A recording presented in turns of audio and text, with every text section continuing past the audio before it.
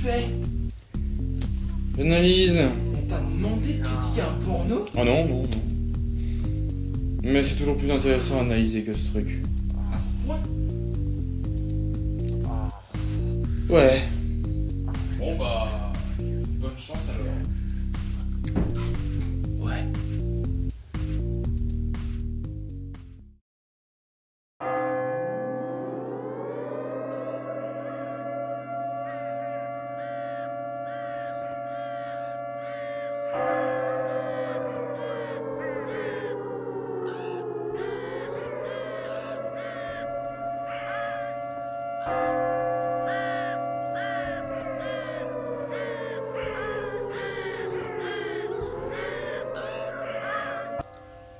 Vous savez,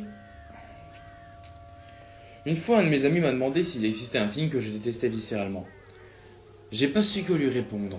Mais maintenant, je crois que je lui répondrai 2012. 2012 est un film réalisé en 2009 par Roland Emmerich, un réalisateur avec lequel j'ai quelques affinités quant à son cinéma. Après lui avoir filé environ 200 millions de dollars, les studios lui offrent toute carte en main, si j'ose dire, pour réaliser le blockbuster. Le film sera un franc succès avec des recettes totalisant plus de 750 millions de dollars, mais pour ce qui est du succès critique, on repassera. Je déteste vraiment ce putain de film. Beaucoup des gimmicks employés par le film m'exaspèrent vraiment au plus haut point, et à commencer par ces personnages de merde. À mon sens, ce film est à l'image de son ouverture, visuellement magnifique mais incroyablement débile dans sa logique. Bien entendu, je ne vais pas m'acharner sur les détails scientifiques exploités par le film. D'une part parce que ce sera extrêmement hypocrite de ma part, moi éternel défenseur de Lucie, et d'autre part parce que c'est le délire du film de te faire péter, peu importe la manière. Je vais plutôt m'attaquer et démolir chaque point que je trouve essentiel dans mon analyse prouvant que ce film est un ratage en tant que film. Car après tout, c'est le principe de mon émission que d'apprendre d'un film de merde autant qu'on pourrait apprendre d'un bon film, n'est-ce pas? Vous êtes prêts?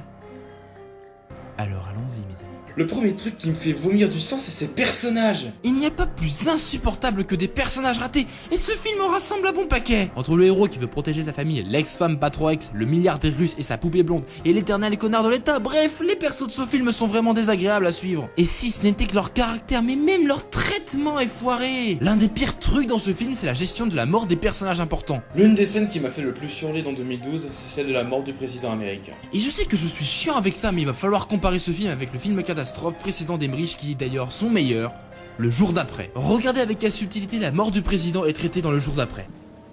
Raymond, le président et tout le cortège ont été coincés dans la tempête. Ils ne s'en sont pas sortis. Simple, efficace, sans bavure. Et regardez comme en 2012... Mais putain! Mais c'est pas vrai, mais ça sert à quoi? Mais le problème est encore pire sur le personnage de Gordon. Vous savez, le défunt beau-frère de Jackson. Dans le film, il est le petit ami de Kate, l'ex de Jackson, ce qui veut dire qu'il s'aime. Ce qui veut dire qu'il doit crever comme une merde pour permettre au héros de reconquérir sa famille et d'accomplir son rêve. Mais si seulement c'était un perso antipathique, ça ne me dérangerait pas. Mais c'est lui qui a sauvé à plus de 3 reprises le groupe en pilotant un avion. C'est un des persos principaux du film et tu te fais crever comme une merde. Et le pire, c'est qu'après sa mort, Kate l'oublie en seulement 4 minutes 18. 4 minutes et 18 putains de secondes. L'homme de ma vie est mort, mais c'est pas grave parce que tu vas pouvoir me... J'ai le même genre de reproche avec le personnage de Tamara. Pourquoi la tuer alors qu'elle devenait si intéressante après avoir été larguée par Yuri? Et heureusement, y a pas que les personnages qui sont foirés dans ce film. Heureusement. Bon, par quoi on continue? Ah oui, les nombreux clins d'œil que le film place. Si vous connaissez un peu le cinéma d'Emmerich, vous devez savoir que le plan monument, comme l'appelle le fausseur de film, c'est un peu le péché mignon d'Emmerich. Et Dieu sait qu'on en a! Des plans monuments. Rappelez-vous de la scène de la mort du président écrasé par l'USS John Fitzgerald Kennedy et dites-vous que ce n'était qu'un tout petit morceau. Le plan monument a pour objectif d'annoncer immédiatement où se déroule l'action. En soi, c'est cool. Mais en foutre une vingtaine, ça donne juste l'impression que le film nous prend un peu pour des cons. Ce que je déteste viscéralement. Hein, Poséidon Rex? Et le film ne nous lâche jamais avec ce type d'astuce, à la fin ça devient juste overdose. Merde! Dans sa réinterprétation moderne du mythe de Noé, 2012 a fait fort avec des références à tout ce qui fait la base de la culture de la catastrophe et de l'apocalypse. Vous voulez des exemples? Ok alors. Exemple! simple. Un gros plan sur Moby Dick en début de film. Le livre qu'a écrit Jackson s'appelle Adieu Atlantide. Le fils de Jackson s'appelle Noah, ce qui en français se traduit par Noé. Des plans en hommage au funeste destin de Pompéi. Des vaisseaux sont explicitement appelés Arche, Coucou Noé. Un petit hommage à Titanic pour la route. Et tant qu'on est sur l'eau, on continue avec un petit clin d'œil au film Poséidon. Une curieuse coïncidence avec la mort du directeur du musée du Louvre dans le même tunnel que celui où la princesse Diana a trouvé la mort. Sérieux, il y avait pas d'autre tunnel en Paris? On te rappelle que tu es dans le retour de Noé vers la fin du film. Et on finit par un petit impact avec le Mont Everest parce qu'il n'y a que cette putain de montagne dans l'Himalaya. Je continue ou vous avez compris là où le film voulait en venir? Cette overdose de petits clins d'œil me donne simplement l'impression que le film s'adresse à un public complètement attardé et c'est juste ultra saoulant d'être autant pris pour un con. En fait, ça ne fait que me conforter dans l'idée que ce film n'est que l'agrégat des racines de la débilité scénaristique profonde. En quarantaine à côté, ça passait encore. Et puis si ça ne suffisait pas, le film se permet quand même le coup du Deus Ex Corsa. non mais sérieux les gars. Ah, et parlons de la happy end. Sérieux les gars, après avoir liquidé environ 7 milliards de terrains, vous pourriez pas avoir l'air un poil plus triste?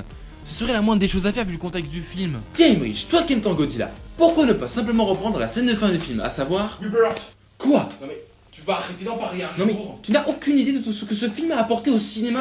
Faut qu'on parle, Hubert. Quoi? Maintenant? Oui, et prends la caméra. Car si ça n'a pas eu lieu devant la caméra, c'est que ça n'a jamais eu lieu. Tu sais, Hubert, pour tout le respect que tu éprouves pour ce film, tu devrais au moins t'en détacher dans tes chroniques. De la caméra. D'accord. J'ai conscience que quand on aime quelque chose, on cherche à le valoriser à tout prix. Mais est-ce que je vous rabiboche sans cesse sur ma Time, moi? Non mais c'est pas pareil. Si, c'est pareil. D'autant que pour toi c'est pire, car au travers de tes vidéos tu essaies de montrer ta culture cinématographique. Mais si tu ne cites tout le temps que le même film, les gens finiront par croire que tu n'en as réellement aucune. Mais en même temps c'est mon film préféré. Et alors, Inze Panda a dû attendre son 11e épisode pour ne serait-ce que l'évoquer. Mais le fossoyeur de film s'est vachement calmé sur Dune. Et d'ailleurs il n'a jamais réellement avoué qu'il s'agissait de son film préféré. Quant à Durandal, il l'a simplement cité dans un top qu'il a lui-même avoué être périmé. Ok, et je fais quoi alors? Détache-toi de ce film, au moins jusqu'à ta chronique qui lui sera dédiée. Ok, mais tu en connais un toi de blockbuster catastrophe américain qui finit mal? Tiens, tu vois? Titanic.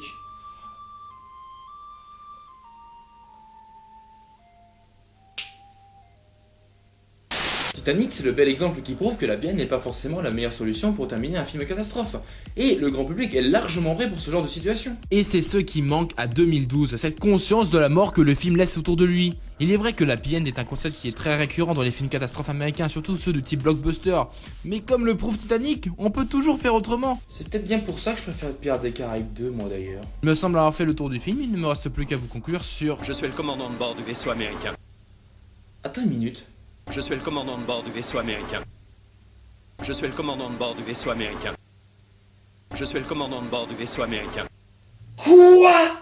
Non mais vous vous foutez de moi là! Ok, je vais vous résumer la situation parce que là c'était la libération du fluide critique dans les générateurs de boucliers harmoniques à hyperbole 4876 Star Trek sur le secours, putain!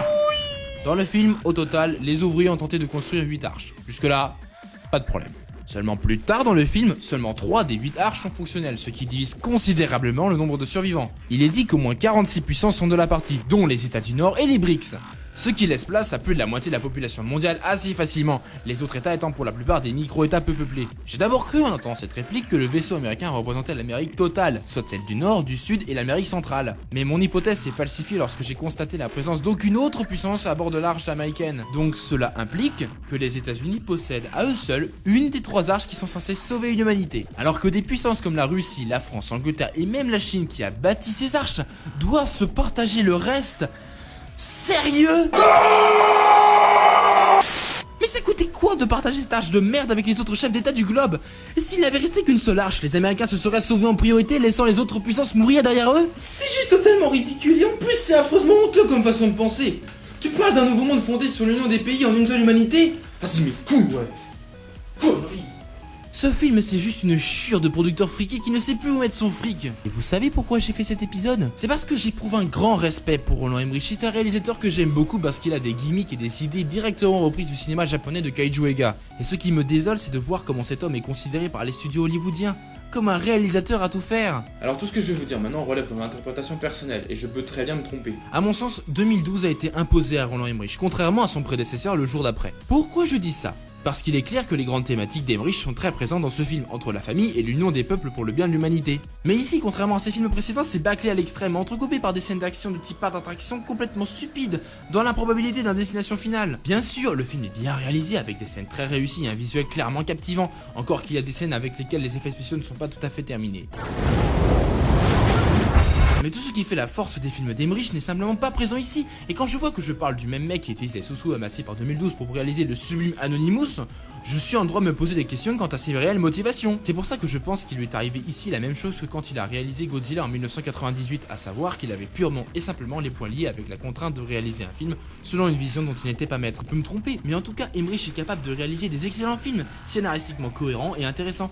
Je veux dire, on parle du même mec qui a créé la série culte Stargate et qui a intégralement produit la série animée Godzilla, beaucoup plus proche du monstre japonais que ne pouvait l'être son film de 1998. Alors je reste porteur d'un message d'espoir en ce qui concerne Roland Emmerich, et je crache sur 2012 ainsi que tous les films réalisés uniquement à des fins d'exploitation. Et va falloir maintenant se quitter mes amis. Après cette analyse plutôt longue, il est temps pour moi de partir. Je précise que c'est à vous de proposer le prochain film dont je parlerai dans les commentaires.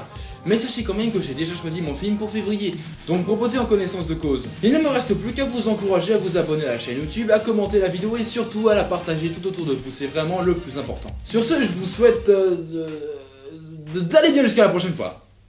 Voilà.